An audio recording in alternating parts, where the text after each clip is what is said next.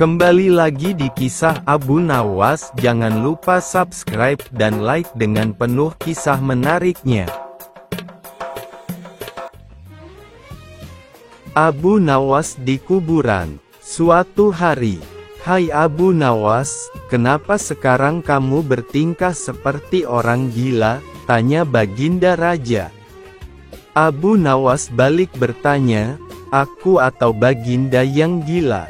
Raja menjawab, "Tentu saja kamu yang gila, ngapain juga setiap hari duduk di kuburan?" Abu Nawas membalas, "Justru itulah aku yang waras dan Baginda yang gila." Baginda Raja pun heran dengan jawaban Abu Nawas. "Kenapa bisa begitu wahai Abu Nawas?" tanya Baginda Raja. "Ya, karena aku tahu bahwa istana dan kekuasaanmu suatu saat pasti akan musnah dan disitulah Baginda akan hidup abadi," jawab Abu Nawas sambil menunjuk ke sebuah kuburan. "Oleh karenanya aku mempersiapkan diri untuk tinggal kekal di sini, sementara Paduka justru menyibukkan diri dengan membangun istana megah. Padahal semuanya itu akan musnah." Paduka terlihat begitu membenci kuburan, padahal disitulah tempat peristirahatan terakhir Paduka, tutur Abu Nawas melanjutkan. Mendengar perkataan Abu Nawas tersebut, Baginda Raja seketika langsung terdiam. "Jika demikian adanya, lalu siapa di antara kita yang gila wahai Baginda Raja?" tanya Abu Nawas menegaskan. Baginda Raja tak mampu bicara sedikit pun, ia hanya bisa menangis terisak. "Demi Allah, benar sekali apa yang kau katakan. Nasihatilah aku wahai Abu Nawas," pinta Baginda Raja. Dengan pandangan sorot mata yang tajam Abu Nawas berkata, "Cukuplah kau agar selalu amanah." Perlahan Baginda Raja mulai mereda tangisnya. "Terima kasih atas nasihatnya wahai Abu Nawas. Apakah kau menginginkan sesuatu dariku?" tanya Baginda Raja. "Iya," jawab Abu Nawas. "Ada 3 permintaanku kepadamu wahai Paduka. Jika kau sanggup melakukannya, aku akan sangat berterima kasih sekali kepadamu," ujar Abu Nawas. "Baiklah, katakan apa permintaanmu," balas Baginda Raja. "Pertama, bisakah Paduka yang mulia menambah atau memperpanjang usiaku?" tanya Abu Nawas. "Tentu saja aku tidak mungkin mampu melakukannya," jawab Baginda Raja. "Permintaanku yang kedua, mampukah Paduka Raja menjagaku dari malaikat maut?" tanya Abu Nawas kembali. "Tentu saja aku takkan mampu wahai Abu Nawas," jawab Baginda Raja.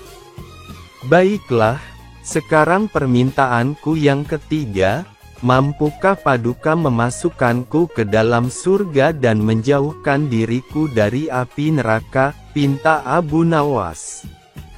"Itu juga tak mungkin mampu aku lakukan wahai Abu Nawas," jawab Baginda Raja. Kemudian Abu Nawas berkata, "Kalau begitu aku tidak membutuhkan bantuanmu. Silakan Paduka Raja pergi saja dari sini." Baginda Raja pun lantas meninggalkan Abu Nawas seorang diri di sebuah pemakanan yang penuh dengan ketenangan. Hikmah yang dapat kita ambil dari kisah ini adalah bahwasannya hanya kepada Allah lah tempat memohon perlindungan dan meminta pertolongan. Pisang goreng. Sudah seminggu ini pangeran kerajaan sakit dan tak keluar kamar. Seluruh tabib istana sudah dikerahkan, namun penyakit yang menghinggapi pangeran tidak kunjung diketahui. Terlintas oleh Baginda Raja untuk melakukan sayembara agar pangeran bisa diobati, namun hal tersebut urung dilakukan karena beliau mengikuti saran dari Abu Nawas. Abu Nawas, menurut hemat hamba, tidak usah Baginda Raja melakukan sayembara, karena jika ada kerajaan lain yang berseberangan dengan Baginda mendengar berita ini, bisa jadi senjata oleh mereka. Dan bukan tak mungkin mereka bisa menaklukkan kerajaan dari sisi ini. Baginda Raja, benar juga katamu wahai Abu Nawas. Lalu bagaimana cara untuk menyembuhkan putera mahkota ini? Abu Nawas, biar hamba coba untuk mengobatinya Baginda. Baginda Raja, kamu jangan mengada-ngada Abu Nawas. Tabib yang paling hebat di kerajaan ini saja tidak bisa mengobati, bagaimana mungkin kau bisa melebihi mereka? Abu Nawas, jika Baginda Raja percaya kepada saya, akan saya coba dengan segenap kemampuan saya.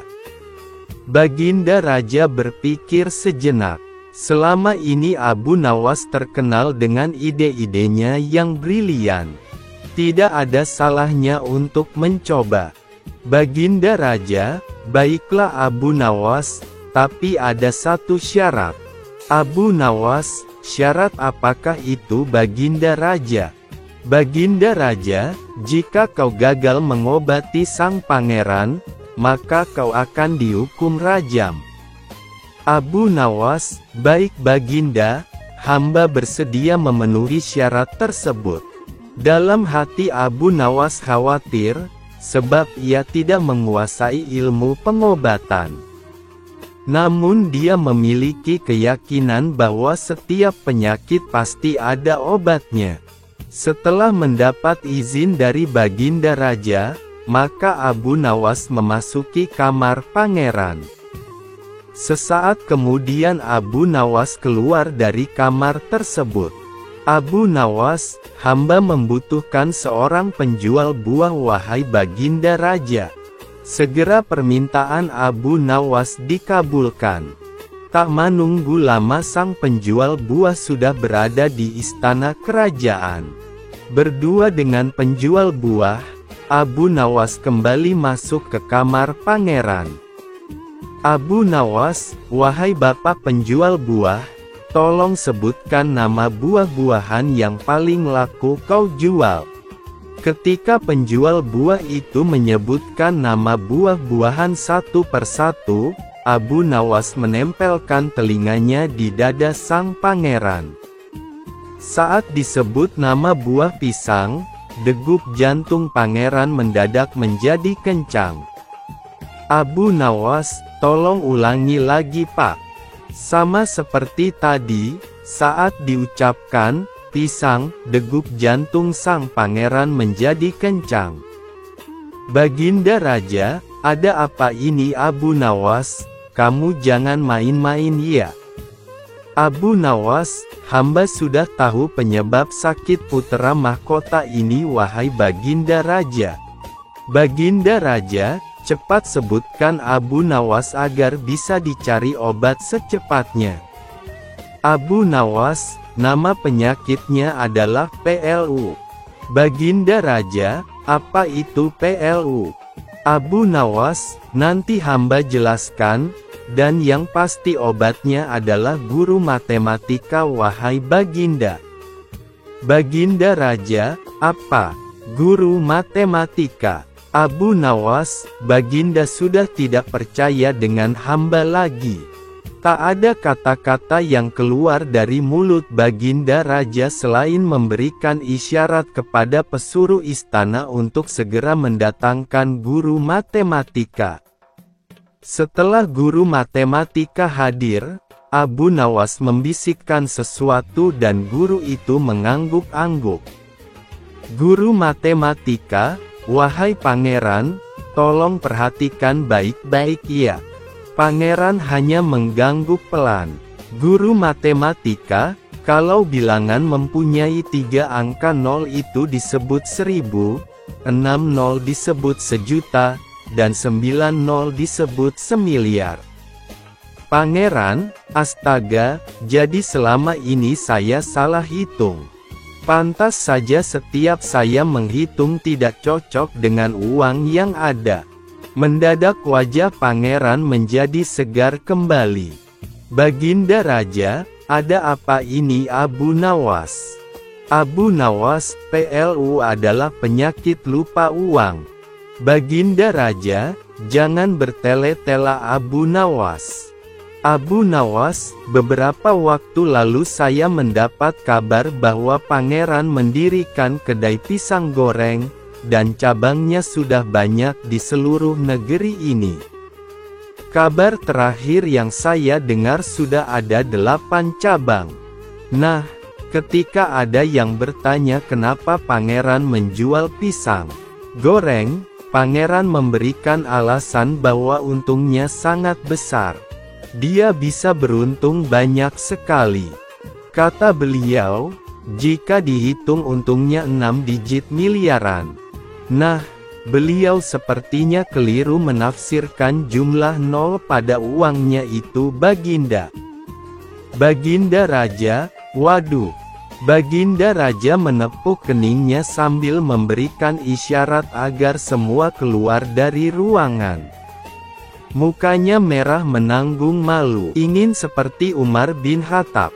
Mendadak Baginda Raja memanggil pesuruhnya untuk memanggil Abu Nawas ke istana. Abu Nawas, apa gerangan yang terjadi sehingga Baginda tiba-tiba memanggil hamba? Baginda Raja, saya akan berkunjung mengelilingi pelosok-pelosok negeri ini Abu Nawas. Dan diriku membutuhkan engkau untuk menemani selama perjalanan tersebut. Abu Nawas, baiklah Baginda, hamba tidak patut membantah titah Baginda Raja. Maka berangkatlah Baginda Raja hanya berdua saja dengan Abu Nawas mengelilingi seluruh negeri yang masih menjadi daerah kekuasaan kerajaan beliau. Abu Nawas, kenapa Baginda tidak membawa pengawal istana beserta menteri-menteri? Baginda Raja, engkau lihat saja nanti. Dengan perasaan was-was Abu Nawas tetap mengikuti perintah raja. Setelah sekian lama berkeliling negeri, di suatu desa terdengar suara anak kecil menangis. Baginda Raja, wahai Abu Nawas, engkau dengar itu ada suara anak kecil menangis. Ayo kita ke sana. Abu Nawas, baik Baginda. Dengan tergopoh-gopoh Abu Nawas mengikuti langkah Baginda Raja. Setelah mengetok pintu rumah, keluarlah ibu muda dengan air mata berlinang. Baginda Raja, kenapa anakmu menangis wahai ibu? Ibu muda, siapakah engkau berani-beraninya bertanya seperti itu? Baginda Raja, kami musyafir yang kebetulan lewat. Ibu muda, kami sudah 3 hari tidak makan. Anak-anakku kelaparan dan tidak ada makanan yang bisa kumasak. Itu apa yang kau rebus di dapur wahai ibu muda? Tiba-tiba Abu Nawas menimpali pembicaraan mereka. Ibu muda, aku merebus batu untuk mengelabui anak-anakku. Abu Nawas, sungguh teganya dirimu mengelabui anak-anakmu yang kelaparan. Ibu muda, sudah tak ada lagi yang bisa kuperbuat. Sebelumnya aku masih bisa berhutang ke tetangga. Tapi sekarang mereka tidak mau lagi meminjamiku uang. Seminggu yang lalu listrik kami sudah diputus karena saya menunggak membayarnya. Harga listrik melambung 3 kali lipat, ini sama dengan mencekik leher kami pelan-pelan. Tanpa dikomando lagi, meluncur semua kegundahan yang ada di kepala ibu muda ini. Baginda Raja merasa kena tampar mendengar keluhan tersebut. Baginda Raja, baiklah kalau begitu, kami pamit dulu sebentar nanti kembali lagi. Ibu muda, kalau sempat tuan-tuan bertemu Baginda Raja tolong sampaikan ini semua. Tidak pantas dia memimpin kerajaan ini. Sebaiknya ganti saja raja di kerajaan ini. Abu Nawas, baik ibu, nanti saya sampaikan. Bergegas Baginda Raja menarik kerah baju Abu Nawas meninggalkan rumah ibu muda itu. Baginda Raja, kita harus ambil beras di gudang secepat mungkin Abu Nawas. Abu Nawas, di gudang mana wahai Baginda? Baginda Raja, di gudang kerajaan, emang ada gudang yang lain. Abu Nawas, mana ada beras di sana Baginda? Baginda Raja, beberapa hari yang lalu aku menyuruh Menteri Pertanian untuk mengimpor beras dari negeri tetangga. Abu Nawas, bukannya beras itu masih tertahan di dermaga Baginda? Baginda Raja, astaga, aku lupa. Lalu apa yang mesti kita bawa untuk menolong ibu muda itu wahai Abu Nawas? Abu Nawas, mestinya Baginda membantu petani untuk swasembada beras, bukan malah mengimpor beras. Dengan kebijakan impor tersebut petani banyak yang merugi, sehingga mereka tak mau lagi ke sawah. Baginda Raja, lalu apa yang harus kulakukan wahai Abu Nawas? Abu Nawas, lakukanlah kebijakan yang berpihak pada rakyat kecil Baginda. Baginda Raja, maksudku apa yang harus kita bawa untuk menolong ibu muda tadi? Abu Nawas, jadikan saja dia istri Baginda. Baginda Raja, apa katamu? Tidak ada kisah Sayyidina Umar bin Khattab seperti itu. Negeri mimpi. Baginda Raja tiba-tiba mendatangi kediaman Abu Nawas. Melihat gelagat kedatangan Baginda Raja yang mendadak ini, Abu Nawas merasa ada yang tidak beres. Baginda Raja, wahai Abu Nawas, tadi malam aku bermimpi. Abu Nawas, mimpi apakah itu wahai Baginda? Baginda Raja, aku bermimpi melihat suatu negeri yang sangat indah.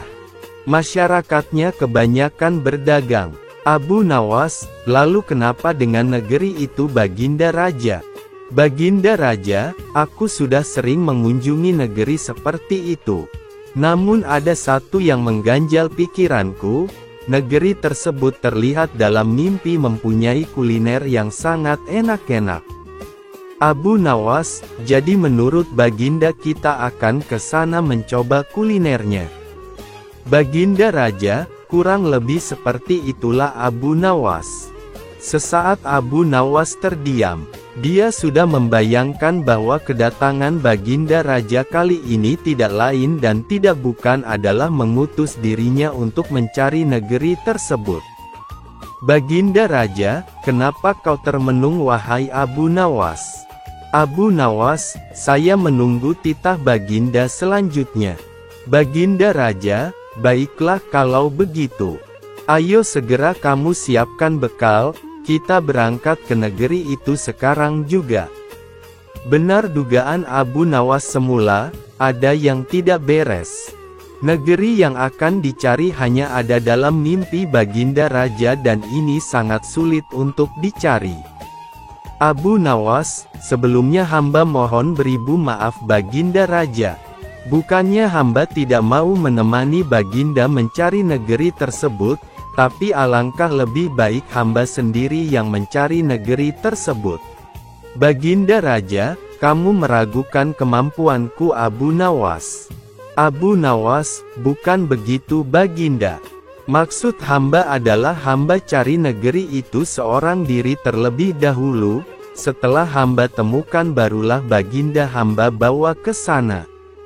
Sebab menurut hamba, mencari negeri yang belum pernah kita tempuh akan banyak menemui rintangan, sementara Baginda Raja adalah simbol kerajaan. Jika terjadi sesuatu dan lain hal itu sama saja dengan meruntuhkan kerajaan Baginda. Sesaat Baginda Raja mencerna ucapan Abu Nawas. Baginda Raja, baiklah Abu Nawas. Aku beri kau waktu 3 hari untuk menemukan negeri tersebut. Kalau tidak bisa kau temukan, tanggung akibatnya. Abu Nawas, baik Baginda. Hamba mohon diri. Abu Nawas segera berangkat. Dia tidak tahu harus kemana. Resiko yang dihadapi sangat berat. Tapi bukan Abu Nawas namanya kalau tidak punya 1000 akal. Setelah 3 hari berlalu Abu Nawas mendatangi kembali istana kerajaan. Baginda Raja, bagaimana pencarianmu wahai Abu Nawas? Abu Nawas, sudah saya temukan negeri tersebut Baginda Raja. Baginda Raja, di manakah letak negeri itu? Abu Nawas, negeri itu memang jauh dari sini, butuh waktu seharian penuh berkuda untuk menemukan pinggirannya. Itu baru pinggirannya. Baginda Raja, maksudmu apa ini Abu Nawas? Abu Nawas, negeri tersebut amat luas dan saya baru sampai di pinggirannya saja. Dan benar kata Baginda, tempo hari memang kulinernya sangat enak-enak. Baginda Raja, sudah kau cicipi kulinernya? Abu Nawas, sudah Baginda. Ada satu macam yang menurut saya sangat enak, yakni salalawak. Semakin penasaran Baginda Raja mendengar penjelasan Abu Nawas ini. Baginda Raja, apa nama negeri itu wahai Abu Nawas? Abu Nawas, Pariaman, Baginda. Baginda Raja, ayo sekarang kita ke sana. Maka berangkatlah rombongan kerajaan menuju negeri yang telah diceritakan oleh Abu Nawas. Setelah seharian penuh berkuda, Abu Nawas memberi isyarat untuk berhenti di suatu tempat, tepatnya di pinggir pantai. Baginda Raja, mengapa kita berhenti di sini Abu Nawas? Abu Nawas, Baginda lihat saja nanti. Selang tak berapa lama datanglah segerombolan pedagang membawa dagangannya. Pedagang, ini salah pesanan tuan tempo hari. Tiba-tiba pedagang itu menyodorkan salalawak yang masih hangat. Abu Nawas, inilah makanan khas dari Pariaman yang terkenal enak itu Baginda. Baginda Raja, bagaimana tahu kau negeri ini bernama Pariaman? Abu Nawas, seingatku ini masih wilayah kerajaanku. Abu Nawas, coba kita tanya pedagang ini. Bapak berasal dari mana? Abu Nawas, coba kita tanya pedagang ini. Bapak berasal dari mana? Pedagang, Pariaman, Tuan. Baginda Raja, di mimpiku tak ada nama Pariaman Abu Nawas. Kau jangan macam-macam ya, Baginda Raja mulai emosi. Abu Nawas, Pariaman ini negerinya sama dengan yang dimimpi Baginda. Negerinya begitu indah dan penduduknya banyak yang berdagang. Lalu yang terpenting, di negeri ini kulinernya sangat enak-enak.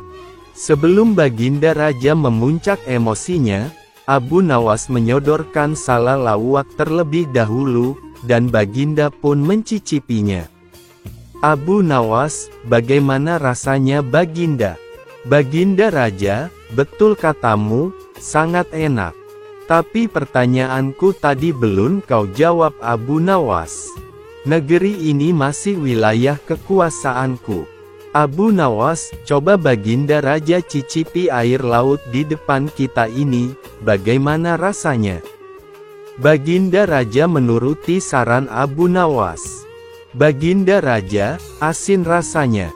Abu Nawas, nah, berarti negeri ini Pariaman Baginda Raja.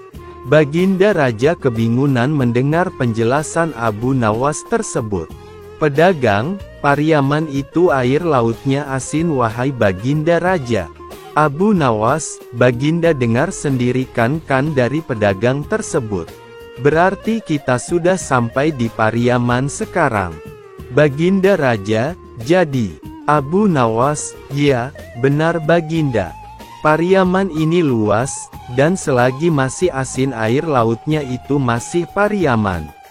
Sejak saat itu Pariaman terkenal dengan istilah negeri yang luas, dan menurut bahasa di sana disebut Piaman Laweh. Abu Nawas melunasi hutang raja. 2. Ini adalah kisah Abu Nawas ketika dia mengembara ke sebuah kerajaan yang negerinya kaya raya. Sumber daya alam di sana berlimpah, alamnya begitu indah, tapi sayang rakyatnya masih banyak yang hidup di bawah garis kemiskinan. Saat ini Baginda Raja sedang pusing 7 keliling dikarenakan hutang kerajaan yang kian hari kian menggunung. Negeri tetangga selalu menawarkan uang kepada raja untuk dipakai membangun negeri. Awalnya Baginda Raja sangat senang hatinya, bisa membangun jalan sampai ke pelosok negeri. Namun tanpa disadarinya, pinjaman sudah tak terkendali sementara pembangunan jalan baru separuh saja. Mendengar Abu Nawas datang berkunjung, Baginda Raja segera memanggilnya untuk meminta nasihat. Baginda Raja, wahai Abu Nawas, sangat senang hatiku engkau mau datang ke kerajaanku ini. Abu Nawas, terima kasih Baginda, hamba juga senang Baginda. Betapa tidak, hamba yang hanya seorang pengembara bisa hadir diajak untuk makan siang di istanamu yang megah ini. Baginda Raja, makanlah sepuasmu Abu Nawas, jangan malu-malu. Abu Nawas, kalau boleh tahu ada apa gerangan Baginda Raja memanggil saya ke istana? Baginda Raja, habiskanlah dulu makananmu, baru nanti saya bercerita. Abu Nawas segera menyelesaikan makannya agar Baginda Raja menceritakan maksud undangan itu. Baginda Raja, tidak enakkah makananku ini Abu Nawas? Begitu tergesa-gesanya kau makan. Abu Nawas, tidak Baginda, makanan ini sangat enak. Aku sebagai seorang pengembara tidak boleh makan banyak-banyak sebab perjalananku masih jauh. Baginda Raja, baiklah kalau begitu, mari kita jalan-jalan ke halaman belakang sambil kuceritakan maksud dirimu kupanggil ke istana. Abu Nawas dengan hati yang berdebar-debar mengikuti Baginda Raja dari sebelah kanan beliau. Baginda Raja, begini Abu Nawas, aku saat ini sangat pusing 7 keliling. Aku berusaha keras sekuat tenaga agar hidup rakyatku sejahtera. Namun yang terjadi malah sebaliknya, negeriku terlilit hutang. Apa yang harus aku lakukan Abu Nawas? Abu Nawas, kenapa bisa terlilit hutang Baginda Raja? Bukankah negeri ini sangat kaya raya? Baginda Raja, itulah Abu Nawas, memang negeri ini sangat kaya namun rakyatku tak mampu mengelolanya. Maka sumber daya alam seperti tambang emas dan minyak bumi dibantu oleh negeri tetangga untuk mengelolanya. Semuanya berjalan dengan baik, tidak ada yang salah. Abu Nawas, lalu kenapa bisa berhutang jika tidak ada yang salah? Baginda Raja, banyak negeri tetangga menawarkan pinjaman. Mereka bilang, jika seluruh rakyat ingin menikmati kekayaan negeri ini, maka aku harus membangun jalan raya sampai ke pelosok negeri. Jadilah aku bangun jalan sampai ke negeri terluar sekalipun. Tapi apa yang terjadi? Negeriku ini sangat luas, sehingga butuh biaya yang sangat besar untuk membangun jalan. Kini sebelum pembangunan itu tuntas, hutangku telah menggunung. Memang negeri tetangga tidak mempermasalahkan hutang tersebut, cuma aku sangat resah, jika aku lanjutkan pembangunan ini bisa jadi negeri ini tidak mampu lagi membayar hutang. Alhasil bisa tergadai semuanya. Abu Nawas terdiam beberapa saat memikirkan cara yang jitu. Tak lama Abu Nawas membisikkan sesuatu ke telinga Baginda Raja. 2 hari sejak Abu Nawas ke istana, maka diundanglah raja-raja negeri tetangga yang telah meminjamkan uang ke kerajaan Baginda Raja ini. Ada 4 orang raja yang diundang yakni Raja Negeri Utara, Barat, Timur dan Selatan. Mereka diundang untuk mengikuti sayembara. Baginda Raja, begini teman-teman dari negeri Utara, Barat, Timur dan Selatan. Maksud dan tujuan saya mengundang rekan sekalian adalah untuk mengadakan sayembara. Sayembara apa? Serentak keempat raja negeri tetangga itu bertanya. Baginda Raja, sayembara untuk mendapatkan kekayaan alam negeriku ini. Jika teman-teman sekalian bisa menjawab pertanyaan dari Abu Nawas yang kebetulan berkunjung ke negeriku ini, maka teman-teman berhak mendapatkan salah satu sumber daya alam yang dikehendaki. Tetapi jika tidak bisa menjawab, maka hutangku kepada negerimu lunas. Bagaimana, setujukah teman-teman? Sesaat para hadirin terdiam. Mereka berpikir keras untung dan ruginya sayembara ini. Raja Negeri Utara, aku sih tidak keberatan. Raja Negeri Barat, setuju. Raja Negeri Timur, boleh. Raja Negeri Selatan, ayo Abu Nawas, keluarkan pertanyaanmu biar seluruh kekayaan alam negeri ini bisa berpindah ke kerajaanku. Dengan tidak membuang-buang waktu, naiklah Abu Nawas ke podium untuk memberikan pertanyaan sayembara. Abu Nawas, pertanyaannya mudah saja, yakni mana yang lebih dulu telur atau ayam? Alasannya harus masuk akal. Asteris. Raja Negeri Utara, telur lebih dulu. Baginda Raja, alasannya apa? Raja Negeri Utara, tidak mungkin ayam lebih dulu karena ayam berasal dari telur. Baginda Raja, kalau begitu siapa yang mengerami telur? Raja Negeri Utara terdiam dengan wajah pucat, terbayang hutang Baginda Raja lunas dengan sendirinya. Raja Negeri Barat, ayam lebih dulu. Baginda Raja, berikan alasan juga temanku. Raja Negeri Barat, ayam betina dibuai oleh ayam jantan sehingga dia bisa bertelur. Makanya ayam tercipta lebih dulu. Baginda Raja, dari mana asalnya ayam?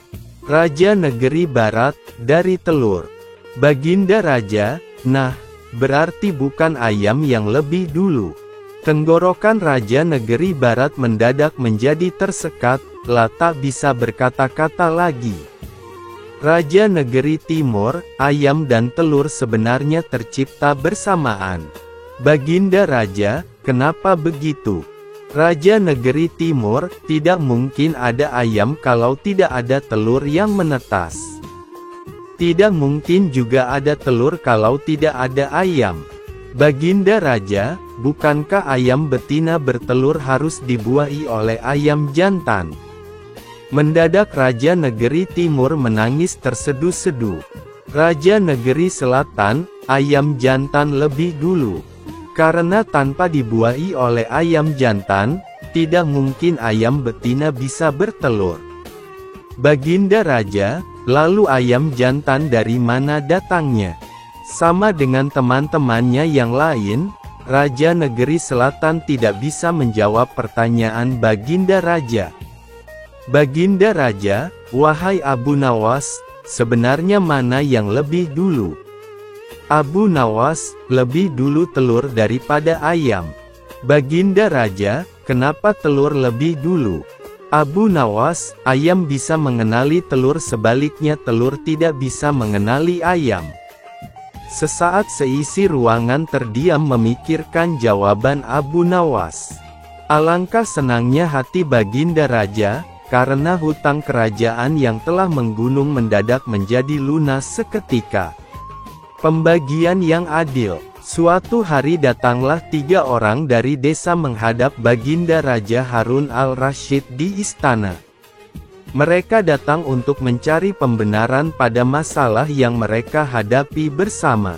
Begitu sampai di istana, mereka langsung menghadap Baginda yang ketika itu sedang bersama pembesar-pembesar kerajaan.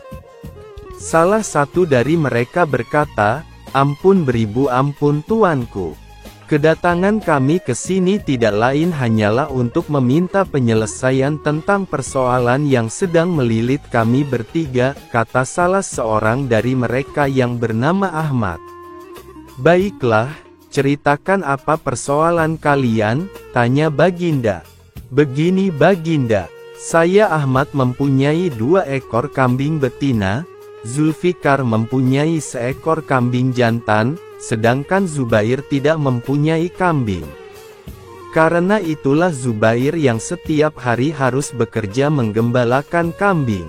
Apabila ketiga kambing itu beranak pinak, maka pembagian keuntungannya juga telah kami sepakati, yakni saya mendapat separuh dari jumlah kambing, Zulfikar memperoleh sepertiga dari jumlah kambing, sedangkan Zubair yang menggembala dan merawat, mendapat bagian seperdelapannya, jelas Ahmad.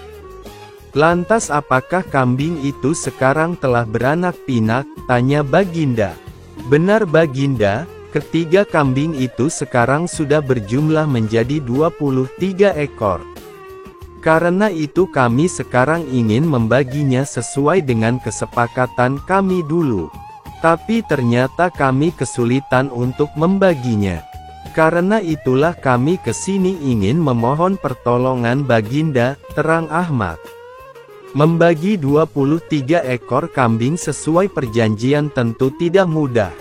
Bayangkan, bila Ahmad memperoleh pembagian separuh dari kambing-kambing itu, maka Ahmad sebenarnya mendapat bagian 11 ekor lebih setengah kambing.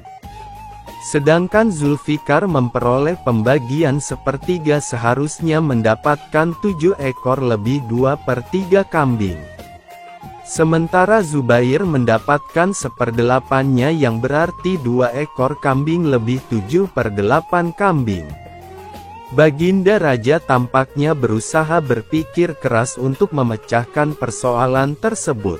Bahkan para pejabat yang hadir di tempat tersebut juga tak sanggup memecahkan masalah tersebut. Karena orang yang hadir di tempat tersebut tak ada yang bisa memecahkannya, akhirnya Baginda terpikir untuk mengundang Abu Nawas dengan kecerdasannya menyelesaikan banyak persoalan. Atas perintah raja, sampailah Abu Nawas di istana. Baginda kemudian memerintahkan Ahmad untuk menceritakan semua persoalan rumit yang mereka hadapi kepada Abu Nawas. Wah, itu masalah kecil Baginda. Insya Allah saya bisa membantu mencarikan jalan keluarnya, kata Abu Nawas. Tolong bawakan kambing itu masuk semuanya, pinta Abu Nawas. Setelah 23 ekor kambing tersebut dituntun masuk istana, Abu Nawas lalu menghitung kembali jumlah kambing tersebut. Sesudah kambing itu dihitung dan benar jumlahnya 23, Abu Nawas mulai berpikir keras mencari solusi dari masalah yang cukup rumit tersebut. Tidak lama kemudian Abu Nawas kembali berkata, "Izinkan saya meminjam kambing milik Baginda seekor saja," pinta Abu Nawas. "Nah, sekarang saatnya saya akan membagi kambing tersebut sesuai dengan porsi kalian saat perjanjian," kata Abu Nawas setelah menambahkan seekor kambing milik Baginda Raja. Ahmad yang berhak memperoleh separuh kambing, maka boleh mengambil 12 ekor. Sedangkan engkau Zulfikar yang memperoleh bagian sepertiganya, maka boleh mengambil 8 ekor, perintah Abu Nawas. Terakhir Zubair yang memperoleh bagian seperdelapannya, maka engkau berhak mengambil bagian 3 ekor kambing. Sisa 1, karena saya tadi meminjam 1 ekor kambing milik Baginda, maka ini saya kembalikan lagi kambing tersebut, kata Abu Nawas. Masing-masing telah mendapatkan bagiannya. Semua merasa puas atas bantuan Abu Nawas. Mereka pun berterima kasih dan kembali ke rumah masing-masing. Tidak lupa Baginda pun turut berterima kasih kepada Abu Nawas atas bantuan Abu Nawas menyelesaikan persoalan rakyatnya. Menamparkan raja. Pada suatu hari Abu Nawas singgah di rumah kenalan barunya di tepi hutan dengan maksud memperkuat silaturahmi. Kenalan barunya itu adalah seorang Yahudi. Sesampainya di rumah Yahudi tersebut, ternyata di sana tengah berlangsung permainan musik yang meriah. Banyak orang yang menonton sehingga suasana begitu ramai. Semua tamu yang hadir ikut larut dalam permainan musik indah itu, termasuk Abu Nawas yang baru saja datang. Ada yang bermain kecapi, ada yang menari-nari dan sebagainya, semuanya bersuka cita. Ketika para tamu sudah lelah dan kehausan, tuan rumah menyuguhkan kopi kepada para hadirin. Masing-masing mendapat secangkir kopi, termasuk Abu Nawas. Namun ketika Abu Nawas hendak meminum kopi itu, tiba-tibalah ditampar oleh si Yahudi. Yahudi itu mengatakan agar lebih terlihat akrab karena Abu Nawas merupakan teman barunya. Namun karena sudah terlanjur larut dalam kegembiraan, Abu Nawas tidak terlalu menghiraukan. Abu Nawas kembali mengangkat cangkir kopinya untuk diteguk. Namun tidak disangka ia kembali mendapat tamparan yang begitu keras dari pemilik rumah itu, dan begitu seterusnya. Pemilik rumah itu hanya tersenyum saja tanpa merasa bersalah sedikit pun. Begitu juga para tamu yang hadir, bukannya kasihan, mereka malah menertawakan Abu Nawas. Dengan perasaan marah bercampur geram, Abu Nawas pun langsung pergi meninggalkan mereka tanpa berkata sepatah kata pun. Abu Nawas terus berjalan menuju rumahnya, dalam hati ia bergumam, jahat benar perangai Yahudi itu, main tampar seenaknya saja. Kelakuan seperti itu tidak boleh dibiarkan berlangsung di Baghdad. Aku harus mencari cara untuk menghentikan Yahudi tersebut, gumamnya dalam hati. Keesokan harinya, Abu Nawas menghadap Baginda Raja di istana. Ampun Baginda, hamba mendengar di negeri ini ada suatu permainan yang belum pernah hamba kenal. Permainan itu sangat aneh, kata Abu Nawas. Di mana tempatnya? Tanya Baginda. Di tepi hutan sana Baginda, kata Abu Nawas. Mari kita lihat, ajak Baginda. Nanti malam saja kita pergi Baginda. Kita akan pergi berdua saja dengan pakaian biasa agar tidak ada yang mengenali Baginda, ucap Abu Nawas. Malam harinya, berangkatlah Baginda dan Abu Nawas ke rumah Yahudi itu. Ketika sampai di sana, kebetulan si Yahudi sedang asyik bermain musik dengan teman-temannya, maka Baginda pun dipersilahkan duduk. Ketika diminta untuk menari, Baginda menolak sehingga ia dipaksa dan ditampar pipinya kanan-kiri. Sampai di situ Baginda baru sadar bahwa ia telah dipermainkan oleh Abu Nawas. Tapi apa daya, ia tak mampu melawan orang sebanyak itu. Maka dengan terpaksa menarilah Baginda sampai keringat mengucur di seluruh tubuhnya. Setelah merasa sangat lelah dan kehausan, barulah dibagikan kopi kepada semua tamu. Demi melihat hal itu, Abu Nawas lalu meminta izin untuk keluar ruangan dengan alasan akan pergi ke kamar mandi untuk kencing. Biar Baginda merasakan sendiri peristiwa itu, karena salahnya sendiri tidak pernah mengetahui keadaan rakyatnya dan hanya percaya kepada laporan para menteri, pikir Abu Nawas dalam hati sembari meluncur pulang ke rumahnya. Tatkala hendak mengangkat cangkir kopi ke mulutnya, Baginda ditampar oleh si Yahudi itu. Ketika ia hendak mengangkat cangkir kopinya lagi, ia pun terkena tamparan lagi, begitu seterusnya hingga Baginda merasakan sangat kesakitan dan mukanya menjadi lebam memerah, sementara tamu lainnya terus menertawainya. Lah sadar jika Abu Nawas pasti sudah meninggalkannya, dan ia pun tahu jika itu adalah cara Abu Nawas menunjukkan kejahilan yang terjadi pada rakyatnya. Dan selalu saja Baginda yang dijadikan korban. Karena tidak sanggup lagi menerima tamparan dari Yahudi tersebut, Baginda pun langsung pergi tanpa berkata sepatah kata pun. Pada keesokan harinya, setelah bangun tidur Baginda Raja Harun al-Rasyid memerintahkan seorang pengawal istana untuk memanggil Abu Nawas menghadap. Wahai Abu Nawas, baik sekali perbuatanmu semalari. Engkau biarkan diriku disiksa dan dipermalukan seperti itu, kata Baginda. Ampun beribu ampun wahai Baginda Raja, pada malam sebelumnya hamba telah mendapat perlakuan yang sama seperti itu. Apabila hal itu hamba laporkan secara jujur, pasti Baginda tidak akan percaya dan mengira itu adalah akal-akalan hamba saja. Dari itu hamba bawa Baginda ke sana agar mengetahui dengan kepala sendiri perilaku rakyat yang tidak senonoh itu, jawab Abu Nawas membela diri. Baginda tidak dapat membantah ucapan Abu Nawas, lalu disuruhnya beberapa pengawal untuk memanggil si Yahudi itu. Wahai Yahudi, apa sebabnya engkau menamparkan aku tadi malam? Tanya Baginda marah. Wahai tuanku, sesungguhnya hamba tidak tahu jika malam itu adalah tuanku. Jika sekiranya hamba tahu, hamba tidak akan berbuat seperti itu, jawab si Yahudi membela diri. Apa daya, pembelaan Yahudi tidak disetujui oleh Baginda. Karena menamparkan orang termasuk perbuatan menyiksa dengan kejam dan Baginda harus mengambil tindakan tegas karenanya. Sekarang terimalah pembalasanku, kata Baginda. Ampunilah hamba, tuanku, pinta si Yahudi.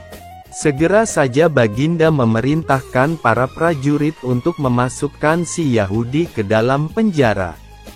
Sejak saat itu Raja Harun amat memperhatikan rakyatnya, berterima kasih atas laporan yang diberikan oleh Abu Nawas tersebut, meski caranya selalu aneh dan membuat ia hampir celaka.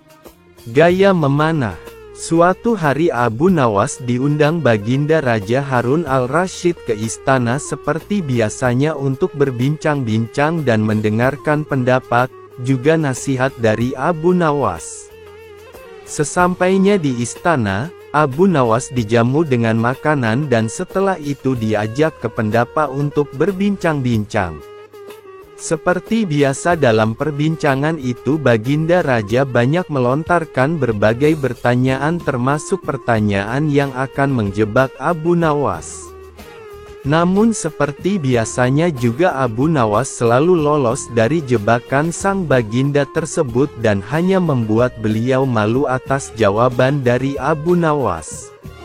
Merasa tidak ingin dipermalukan lebih jauh oleh Abu Nawas, Baginda pun mengajak Abu Nawas ke taman depan istana dan menantang kecakapan Abu Nawas dalam memanah. Sesampainya di taman, Baginda berkata, "Wahai Abu Nawas, di hadapan prajuritku tunjukkanlah keahlianmu dalam memanah. Jika engkau berhasil mengenai sasaran maka hadiah akan menantimu. Akan tetapi jika engkau gagal, maka penjara yang akan menantimu." Meski sedikit risau mendengar perintah Baginda yang bertujuan menjebaknya, Abu Nawas tetap memperlihatkan sikap santai dan menerima tantangan itu, pun mulai mengambil busur beserta 3 anak panahnya sambil memikirkan jalan keluar jika ia nanti gagal mengenai sasaran, karena ia memang jarang memanah. Abu Nawas pun mulai menarik busurnya dan menembakkan anak panahnya ke sasaran. Sayangnya anak panahnya itu meleset jauh dari sasaran. Baginda pun tidak bisa menahan tawanya. Untuk menutupi kelemahannya, Abu Nawas langsung memberi alasan, "Dari pengamatan hamba, yang tadi itu adalah gaya memanah para makelar tanah, wahai Baginda," ujar Abu Nawas. Sesaat kemudian ia kembali membidik panahnya ke sasaran. Namun ia gagal lagi, ia pun kembali berkilah, "Kalau yang ini paduka gaya juragan tanah," kata Abu Nawas menutupi kelemahannya yang kedua. Dan untuk ketiga kalinya Abu Nawas kembali membidikkan panahnya ke sasaran sambil harap-harap cemas, dan dalam hati terus berdoa. Entah kenapa kali ini nasib baik datang padanya, anak panah Abu Nawas mengenai tepat sasaran. Nah, yang ini baru gaya Abu Nawas memanah. Hamba pun menunggu hadiah yang Paduka janjikan, kata Abu Nawas gembira. Baginda pun tidak bisa menahan tawanya. Sesuai yang dijanjikan, Baginda memberikan hadiah kepada Abu Nawas, pun langsung mohon diri kembali kepada keluarganya. Tetangga usil, Abu Nawas adalah orang yang sangat sederhana.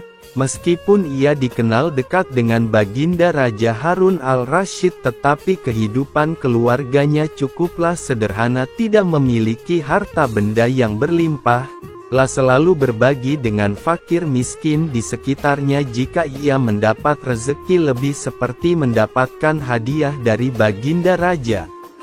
Selain menjadi orang terdekat Raja, sehari-harinya ia juga bekerja serabutan seperti banyak orang di kampungnya.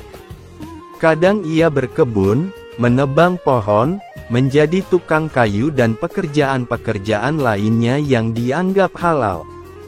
Suatu waktu pada musim kemarau, Abu Nawas sedang tidak mendapatkan pekerjaan apapun. Ia juga jarang diundang Baginda sehingga tidak mendapatkan hadiah. Pemasukan Abu Nawas semakin menipis, ia hanya mengandalkan sisa dari tabungan untuk membiayai keluarganya sehari-hari.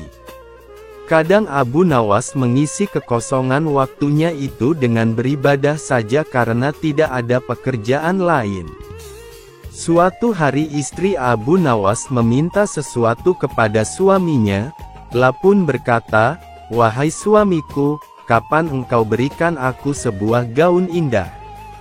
Beberapa hari ini engkau hanya menghabiskan waktumu untuk berdoa saja," ucap istri Abu Nawas. "Tapi semuanya kulakukan dengan ikhlas hanya untuk mendapatkan ridha Allah SWT," jawab Abu Nawas. "Kalau begitu, mintalah upah kepada Allah SWT," sahut istri Abu Nawas. Spontan Abu Nawas beranjak menuju pekarangan rumahnya. Dengan berbekal sehelai tikar dan alat peribadatan lainnya, Abu Nawas mulai bersujud untuk menyampaikan permohonannya kepada Allah SWT. "Ya Allah, berilah hamba upah 100 keping perak," ujar Abu Nawas dengan suara lantang dan dilakukannya berulang-ulang. Rupanya suara Abu Nawas terdengar oleh seorang tetangganya yang kaya dan sedang beristirahat di depan rumah. Mendengar permohonan Abu Nawas itu, tetangganya pun berniat untuk mengerjai Abu Nawas, langsung melempar sekantung uang perak 100 keping ke arah Abu Nawas. Abu Nawas pun dibuat kaget, tidak percaya dengan apa yang telah ia dapatkan, pun langsung mengambil uang tersebut dan langsung berlari menemui istrinya di dalam rumah. "Istriku, aku memang wali Allah dan aku baru saja mendapatkan upah dari Allah SWT," kata Abu Nawas dengan girang. Melihat Abu Nawas sudah membawa lari uangnya, si tetangga pun tidak terima dan langsung menemui Abu Nawas untuk meminta uangnya kembali. "Hai Abu Nawas, kembalikan uang yang baru saja aku lemparkan tadi." "Itu milikku," kata tetangga itu. "Bagaimana mungkin uang itu milikmu? Aku memohon kepada Tuhan dan uang yang jatuh itu pasti jawaban dari Tuhan," jawab Abu Nawas. Karena Abu Nawas tetap bersikeras tidak mau mengembalikan uang tersebut, tetangga usil itu pun memutuskan untuk menyelesaikan permasalahan itu di pengadilan. Sehari setelah itu Abu Nawas pun dipanggil ke pengadilan. Hakim mulai bertanya, "Hai Abu Nawas, engkau hadir di sini karena suatu perkara. Engkau telah disangka mengambil kepunyaan tuan ini," kata hakim sambil menunjuk ke arah tetangga Abu Nawas. "Apa pembelaanmu wahai Abu Nawas?" tambah hakim. "Tetangga saya ini gila tuan hakim, pikir semua yang ada di dunia ini adalah miliknya. Coba tanyakan saja, misalnya jubah saya, keledai saya, tentu semua diakui sebagai miliknya, jawab Abu Nawas. Tapi uang itu memang milikku, teriak tetangganya yang kaget akan pernyataan Abu Nawas tersebut. Abu Nawas kemudian menceritakan seluruh kronologi kejadiannya.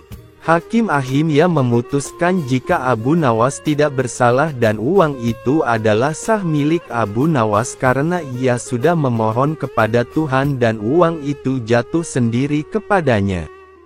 Ayam panggang petaka. Suatu hari, Baginda Raja Harun al-Rasyid sedang berpikir keras di atas singgasananya, sedang memikirkan cara untuk menjebak Abu Nawas dalam sebuah kesalahan sehingga ia dapat memberi hukuman pada Abu Nawas.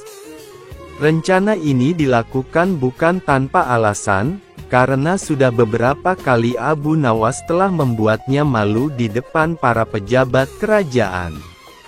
Berlatar belakang dendam inilah akhirnya Raja hendak membuat jebakan terhadap Abu Nawas dan berharap Abu Nawas gagal menghadapi jebakan tersebut.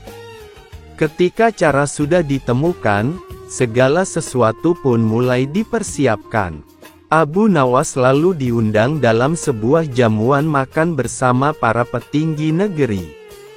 Ketika semua tamu undangan sudah hadir termasuk sang target si Abu Nawas, Baginda pun mulai berkata, "Wahai Abu Nawas, di depan mejaku itu ada sepanggang daging ayam yang lezat dan enak untuk dilahap.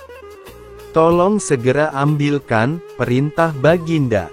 Abu Nawas keheranan dengan perintah Baginda itu, karena tidak biasanya ia disuruh mengambilkan makanan raja. "Mungkin ini jebakan, sepertinya aku harus waspada," pikir Abu Nawas. Pun menuruti perintah Baginda. Setelah mengambil ayam panggang tersebut, Abu Nawas kemudian bermaksud memberikannya langsung kepada Baginda sesuai perintah. Namun Baginda belum langsung menerimanya, akan tetapi ia kembali berkata, "Abu Nawas, di tangan kamu ada sepotong ayam panggang lezat, silahkan dinikmati." Segera Abu Nawas melaksanakan perintah Baginda. Akan tetapi begitu ia hendak menyantap ayam panggang tersebut, tiba-tiba Baginda kembali menyela. "Tapi ingat Abu Nawas, dengarkan dulu petunjuknya. Jika kamu memotong paha ayam itu, maka aku akan memotong pahamu, dan jika kamu memotong dada ayam itu, maka aku juga akan memotong dadamu. Tidak hanya itu saja, jika kamu memotong dan memakan kepala ayam itu, maka aku akan memotong kepalamu. Akan tetapi kalau kamu hanya mendiamkan saja ayam panggang itu, akibatnya kamu akan aku gantung." Ternyata dugaan Abu Nawas benar, Baginda ingin menjebaknya. Abu Nawas merasa bingung dengan petunjuk yang dititahkan Baginda itu. Dalam kebingungannya, ia semakin tersiksa karena ayam panggang lezat yang harusnya bisa memuaskan rasa laparnya sejak sampai di istana, malah menjadi petaka baginya. Abu Nawas pun mulai memutar otak cerdasnya untuk menemukan ide meski sedang di bawah tekanan. Suasana di ruang makan itu menjadi tegang, para pejabat saling memandang dan ada yang berbisik kecil. Mereka yang hadir tidak mengerti dengan maksud Baginda terhadap Abu Nawas, karena mereka juga tidak diberitahukan sebelumnya. Mereka hanya bisa menebak-nebak di dalam hati. Waktu terus berjalan hingga beberapa saat lamanya. Baginda dan para pejabat kerajaan mulai menikmati hidangan yang disediakan, sedangkan Abu Nawas hanya bisa memegang dan melihat-lihat ayam panggang saja. Tidak berapa lama setelah itu, Abu Nawas mulai bertingkah aneh, ia mulai membolak-balikkan ayam panggang itu. Sejenak suasana menjadi hening. Kemudian Abu Nawas mulai mendekatkan ayam panggang itu tepat di indera penciumannya. Baginda dan para pejabat yang hadir mulai bingung dan tidak mengerti apa yang dilakukan Abu Nawas. Mereka terus memperhatikan Abu Nawas. Kemudian terlihat Abu Nawas mendekatkan indera penciumannya tepat di bagian pantat ayam panggang yang kelihatan sangat lezat itu, pun terus melakukan itu berulang-ulang. Jika saya harus memotong paha ayam ini, maka Baginda akan memotong pahaku. Jika saya harus memotong dada ayam ini, maka Baginda akan memotong dadaku. Jika saya harus memakan dan memotong kepala ayam ini, Baginda akan memotong kepalaku. Dan jika saya diam saja maka saya akan digantung. Tetapi coba lihat sekarang, yang saya lakukan adalah menciumi pantat ayam ini, kata Abu Nawas. Apa maksudmu wahai Abu Nawas? Tanya Baginda. Maksud hamba adalah jika hamba melakukan demikian maka Baginda juga akan membalasnya demikian, layaknya ayam ini. Nah, saya hanya mencium pantat ayam panggang ini saja, maka Baginda juga harus mencium pantat ayam panggang ini pula, jelas Abu Nawas. Sontak saja penjelasan Abu Nawas itu membuat suasana yang tegang menjadi tampak tidak menentu. Para pejabat yang hadir menahan tawa, karena takut dihukum raja. Sementara itu, Baginda Raja yang mendengar ucapan Abu Nawas mulai memerah mukanya, merasa sangat malu. Baginda pun cepat-cepat berencana merubah keadaan yang sangat memalukannya itu, pun segera memerintahkan Abu Nawas untuk pulang dan membawa serta ayam panggang dan beberapa makanan lain, karena ia belum sempat makan. Wahai Abu Nawas, cepat pulanglah, jangan sampai aku berubah pikiran, kata raja. Abu Nawas pun segera pamit pulang beserta ayam panggangnya. Setibanya di rumah, ia mengundang beberapa tetangganya untuk makan bersama menikmati ayam panggang yang tadi hampir saja menjadi petaka baginya. Pangeran jatuh sakit. Secara tidak terduga sang pangeran yang menjadi pewaris tahta jatuh sakit. Sudah banyak tabib yang didatangkan untuk memeriksa dan mengobati, tapi tidak seorang pun mampu menyembuhkannya. Akhirnya Baginda Raja mengadakan sayembara. Sayembara boleh diikuti oleh rakyat dari semua lapisan, tidak terkecuali oleh para penduduk negeri tetangga. Sayembara yang menyediakan hadiah menggiurkan itu dalam waktu beberapa hari berhasil menyerap banyak peserta. Namun tidak satu pun dari mereka yang berhasil mengobati penyakit sang pangeran. Akhirnya sebagai sahabat dekat, Abu Nawas menawarkan diri untuk menolong sang putra mahkota.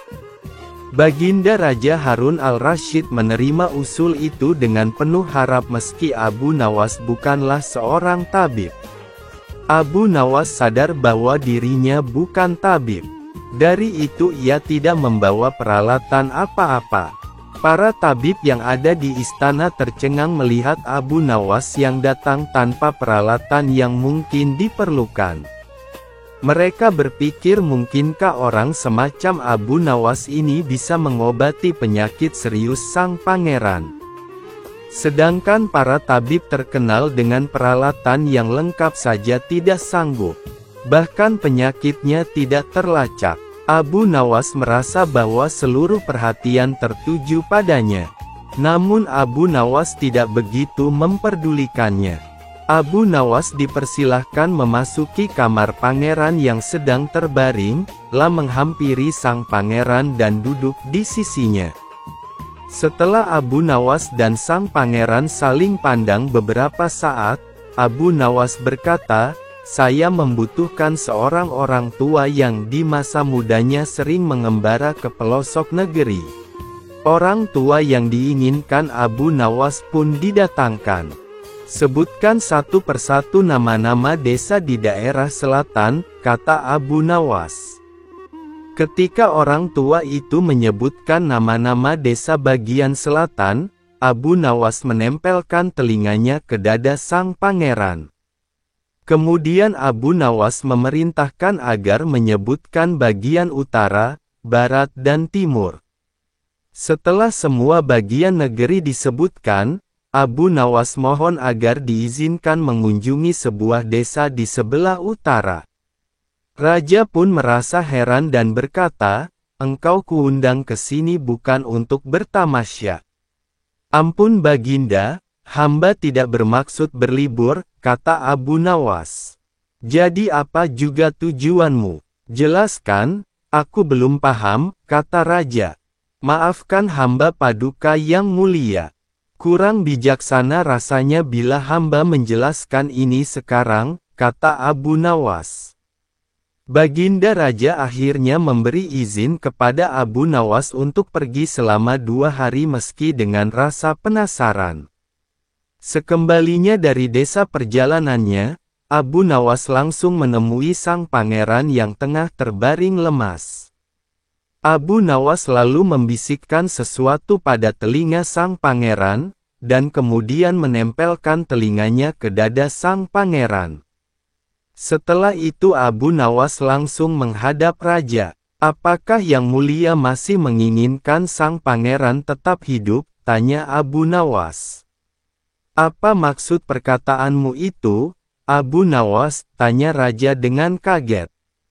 "Sang pangeran sedang jatuh cinta pada seorang gadis desa di sebelah utara negeri ini," kata Abu Nawas menjelaskan. "Bagaimana kau tahu itu?" tanya Baginda. "Beberapa hari yang lalu ketika nama-nama desa di seluruh negeri disebutkan oleh orang tua pengelana itu, tiba-tiba degup jantung pangeran bertambah keras saat mendengarkan nama sebuah desa di bagian utara negeri ini. Sang pangeran tidak berani mengutarakannya kepada Baginda jika ia telah jatuh cinta pada seorang gadis desa tersebut," jelas Abu Nawas. "Lalu apa yang harus aku lakukan?" tanya raja. "Cara satu-satunya adalah dengan mengawinkan pangeran dengan gadis desa itu," jawab Abu Nawas. "Bagaimana jika tidak?" tanya raja ragu-ragu. "Cinta itu buta tuanku. Bila kita tidak berusaha mengobati kebutaannya, maka ia akan segera mati," jawab Abu Nawas meyakinkan. Baginda pun tidak bisa menolak saran Abu Nawas. Sang pangeran adalah pewaris tahta kerajaan. Abu Nawas benar. Begitu mendengar persetujuan sang Baginda Raja, sang pangeran berangsur-angsur pulih. Sebagai tanda terima kasih Baginda Raja, Abu Nawas diberi hadiah atas bantuannya itu.